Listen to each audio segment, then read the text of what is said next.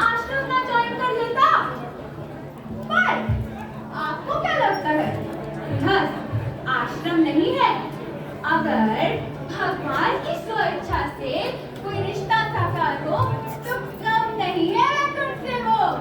तो आइए देखते हैं भगवान के एक अद्भुत भक्त श्री जयदेव गोस्वामी व उनकी पत्नी माता पद्मावती का गृहस्थ जीवन, जिनके जगन्नाथ थे एकमात्र धन कि गोविंद के रचयिता है वो श्रीमद जयदेव गोस्वामी है वो। कौन है वो? जयदेव गोस्वामी। कौन है वो? जयदेव गोस्वामी। वही गीत गोविंद जो भगवान के हृदय से एक क्षण भी दूर नहीं होता। इसी के साथ हम गीता अकेडमी गर्ल्स आज एक नाट्य प्रस्तुत करते हैं। अनेकों वर्ष पूर्व जगन्नाथ जी के एक प्रिय श्रृंगारी ब्राह्मण पंडित देव शर्मा जी जगन्नाथ जी के द्वार जहाँ पहुंचे। अब आगे देखते हैं।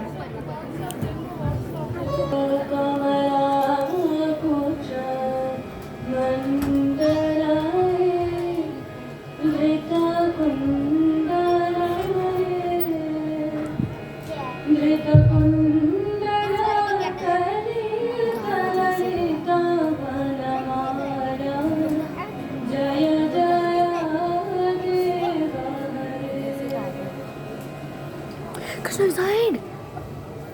हे दीन बंधु, हे दया सिंधु, हे दीनानाथ, हे जगन्नाथ, आप तो करुणा के सागर हैं।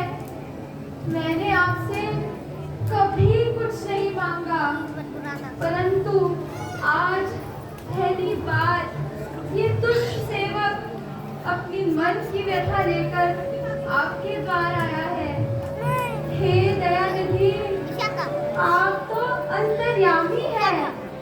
इस संसार के प्रत्येक जीव के हृदय में स्थित होकर आप सभी की इच्छाओं को जानते हैं तथा उन्हें पूरा भी करते हैं। हे करुणा सिंधु, आप तो जानते ही हैं कि विवाह के अनेक वर्षों पश्चात भी मैं निसंतान हूँ। हे मेरे नाथ, कृपया मुझे संतान प्रदान कीजिए। मैं वचन देता हूँ कि आप मुझे जो संतान देंगे उसे मैं आपकी सेवा में न्यौछावर कर दूंगा। हे मेरे नाथ, कृपया मेरी विनती स्वीकार करें। कृपया मुझे संतान के लालन पालन का सुख प्रदान कीजिए स्वामी।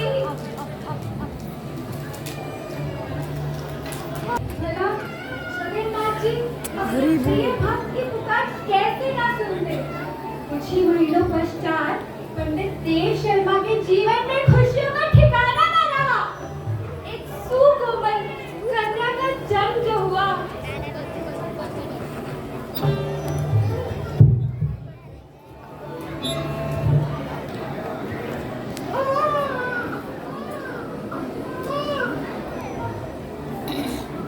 जय जगन्नाथ, जय जगन्नाथ। आखिरकार प्रभु ने मेरी विनती स्वीकार कर ली। Side हो. मेरी पुत्री, मेरी पुत्री। कृष्णा भी दे कट्टी हो मैं तेरे से इतनी सुंदर, दे दे इतनी कोमल है ये। मैं इसका नाम पद्मावती रखूंगा। पद्म के भांति कोमल, सुंदर एवं गुणों का भंडार होगी ये। ठाकुर जी की अत्यंत कृपा जो है इस पर।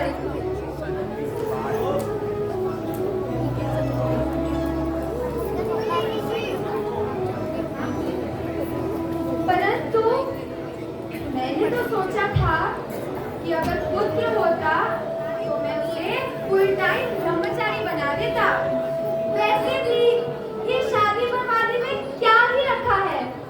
इससे अच्छा तो जगन्नाथ जी के लिए 24 आवर कीर्तन करता। पर ये तो पुत्री है। मेरी मैम जगन्नाथ तो सबके सूरत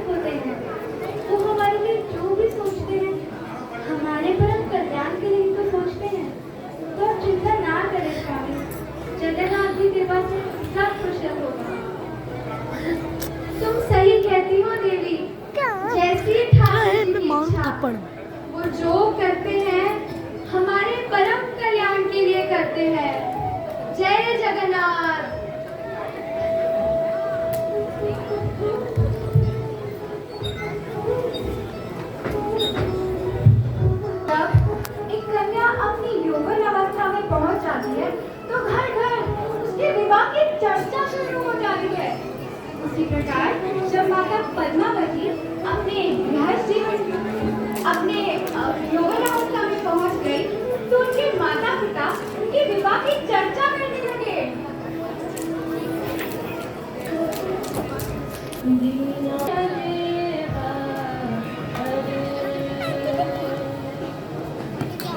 पद्मा की माँ, देखती हो, देखते ही देखते हमारी पुत्री कितनी बड़ी हो गई है, इतनी सुंदर गुणों का भंडार है वो।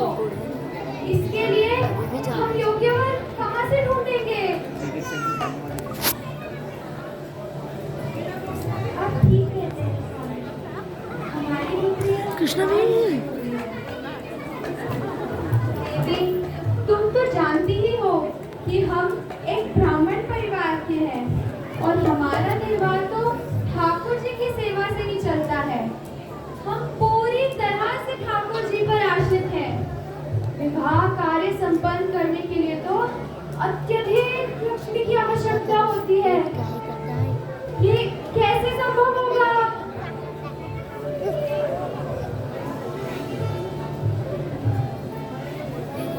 याद आया, पद्मा के जन्म से पूर्व ही मैंने प्रभु जगन्नाथ को वचन दिया था कि आप मुझे अपने आशीर्वाद स्वरूप जो संतान देंगे उसे मैं आप ही की सेवा में न्यौछावर कर दूंगा। जगन्नाथ रीत सदा चली आई, प्राण जाए पर वचन न जाए। अब समय आ गया है कि मैं इस वचन का पालन करूं। मैं पद्मा को उन्हें अर्पण कर देता हूँ। अब वो ही निर्णय लेंगे, वो ही विवाह कार्य संपन्न करेंगे, वो सब संभालेंगे। देवी, चिंता मत करो, जगन्नाथ जी पर विश्वास रखो, सब कुशल होगा। पद्मा, ओ पुत्री, मैं जगन्नाथ मंदिर जा रहा हूँ, तुम भी चलो मेरे साथ। जी पिताजी।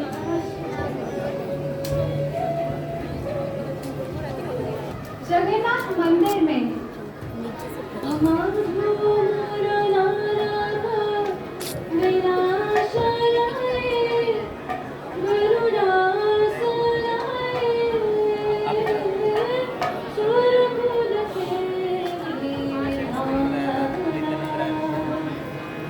जय जय देव हरे।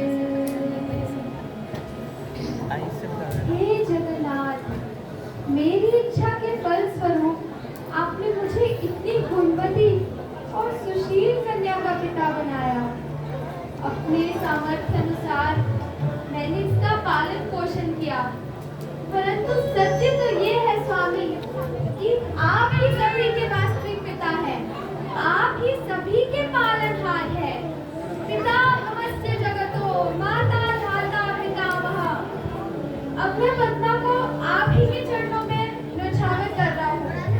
अब आप ही इसके विवाह योग्य वर ढूंढिए और आप ही इसका कन्यादान करें स्वामी। मुझे पता था देव शर्मा, मुझे पता था कि तुम मेरे पास आओगे। हाँ, पद्मावती को मैंने ही तुम्हें पुत्री स्वरूप दिया था और अब मैं ही इसका कन्यादान करूंगा। क्या आप सत्य कह रहे हैं स्वामी? आपने पूर्व ही पद्मा के लिए वर सुनिश्चित कर लिया? हाँ, सुनिश्चित ही नहीं परंतु सब तैयार करके रखा है। तो शीघ्र बताइए प्रभु, पद्मा को कहाँ लेकर जाना है? सुनो देव शर्मा, लाइव लोकेशन से बैठा हूँ। पास के गाँव में एक वृक्ष के नीचे एक साथ बैठे होंगे। जयदेव गोस्वामी नाम है उनका। वो भी तुम्हारी पुत्री के लिए सुयोग्य वर है और हाँ, वो मेरा परम भक्त भी है। वो वैरागी? हाँ, आश्चर्य ना करो, वो ही तुम्हारी पुत्री का आध्यात्मिक कल्याण कर सकता है। और हाँ, अगर वो तुम्हारी पुत्री को स्वीकार ना करे तो कहना कि उसके प्रभु अर्थात स्वयं जगन्नाथ ने उसे प्रसाद स्वरूप स्वीकार करने के लिए कहा है। जैसी आपकी आज्ञा प्रभु।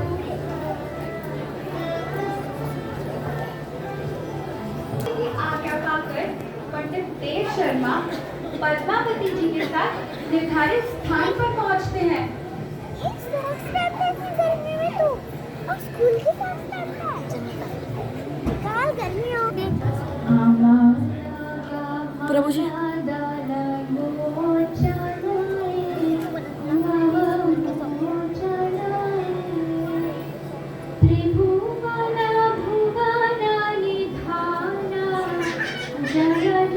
शिवम जय जय देव हरे जय जय देव। पुजारी जी आप यहाँ मेरा प्रणाम स्वीकार करें। प्रणाम जयदेव गोस्वामी। प्रणाम। मुझ जैसे तुच्छ सेवक के यहाँ आपका कैसे आना हुआ प्रभु? ये मेरी पुत्री है पद्मावती, सर्वगुण संपन्न। कृपया इसे स्वीकार करें। स्वीकार करो? ये आप क्या कह रहे हैं? ये तो मैं भी नहीं जानता, परंतु आपको इसको स्वीकार करना ही होगा। ये भला कैसी हट है आपकी? मैं इनको कैसे स्वीकार कर सकता हूँ? मैं वृक्ष के नीचे रहता हूँ। मैं आपकी पुत्री को भला कैसे स्वीकार कर सकता हूँ? ये तो मैं भी नहीं जानता, परंतु ये स्वयं जगन्नाथ जी का आदेश है, उन्हीं का प्रसाद है। उन्हीं ने कहा है कि आप पद्मावती को अपनी पत्नी के रूप में स्वीकार करिए। नहीं, मैं एक ब्रह्मचारी हूँ, एक विरागी।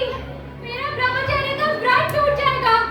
आप तो ये जानते हैं ना पुजारी जी, आप ये क्यों कह रहे हैं? अब मुझे आज्ञा दीजिए, मैं चलता हूँ। प्रणाम। नहीं, मैं आपकी पुत्री को स्वीकार नहीं कर सकता। रुकिए पुजारी जी, रुकिए, रुकिए। हे नाथ, अब अकस्मात ये कौन सी नई समस्या आन पड़ी? हे प्रभु, आपकी लीला आप ही जाने।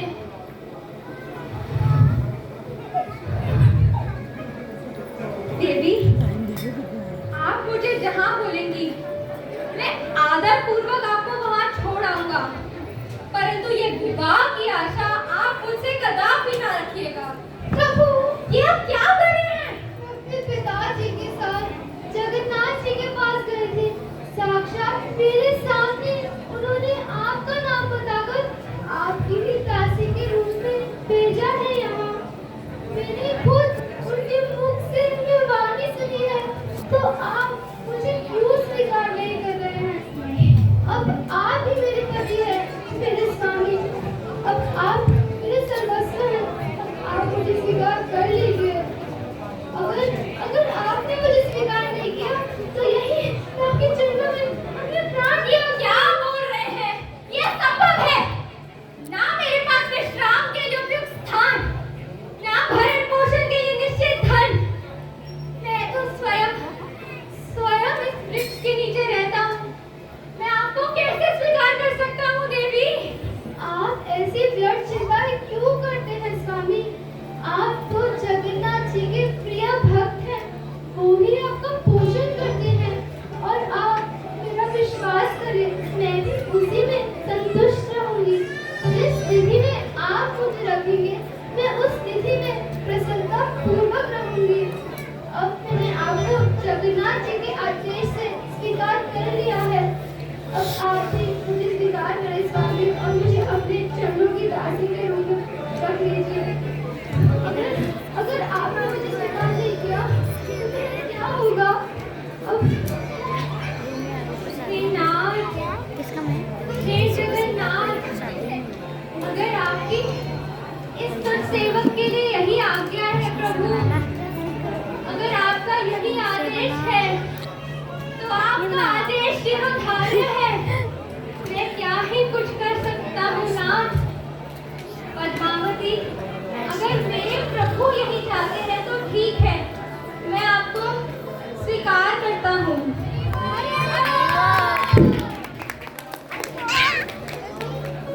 माता पद्मावती ने यह संपूर्ण कार्य बड़ी ही निपुणता से संभाल लिया था। साथ ही साथ वे प्रतिदिन श्री जयदेव गोस्वामी से पहले उठकर सारे कपड़े धो दिया करती थी एवं स्नान के लिए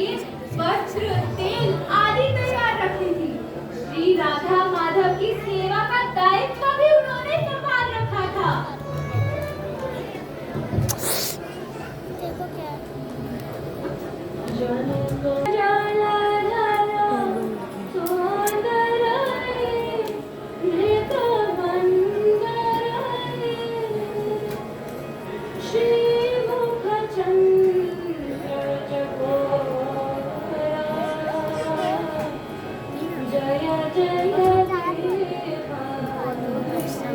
पकड़ो पकड़ो, ऐसे मत करो ना, पूरा खराब हो जाएगा।